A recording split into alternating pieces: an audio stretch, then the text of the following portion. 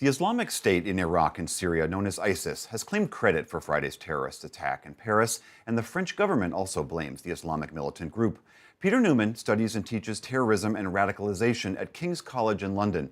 He joins me now from there to discuss the group and its intentions. Peter, these latest attacks sort of put to rest the idea that ISIS was mostly concerned about actions in the Middle East. What do you think that they are trying to accomplish with these most recent attacks?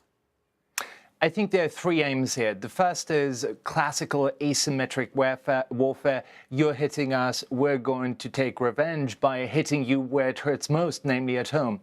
The second intention is really to polarize and to divide European societies, to create that sense of Islam against the West and to create a lot of mess in the countries that they oppose. The third intention that often gets forgotten is also internally.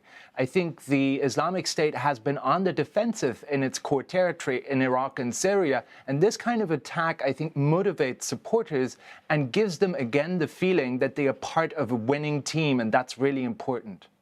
So this is part of their strategy of not just maybe scaring the West off from attacks against them, but trying to recruit more people to the cause.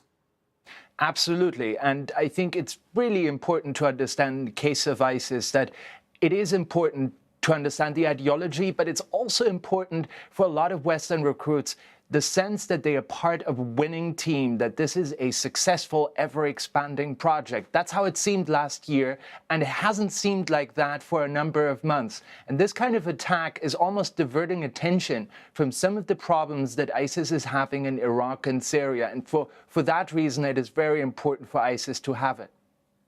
U.S. officials in the past have been saying that the fight against ISIS might take some patience and might take some time. In your opinion, is this a fight that can be hastened?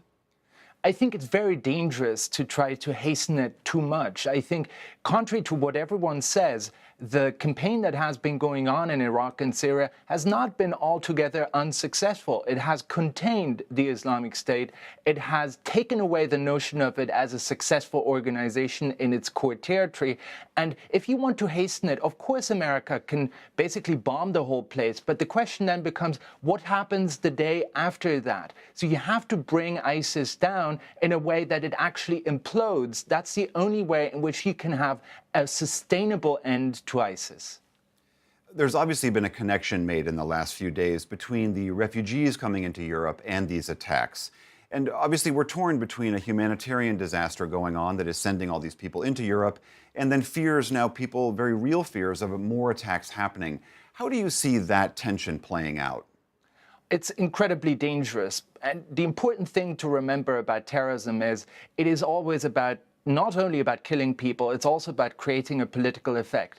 If the political effect of these attacks is that in the medium term, European societies are becoming more polarized, that the far right, which is already strong in a lot of countries, is trying to capitalize on that, is trying to merge the refugee issue with the terrorism issue, the effects on European societies could be terrible. They could even question the idea that people of different faiths, ethnicities can live peacefully together in Europe. So I do think we are at a fragile moment here in Europe, and we have to be really careful.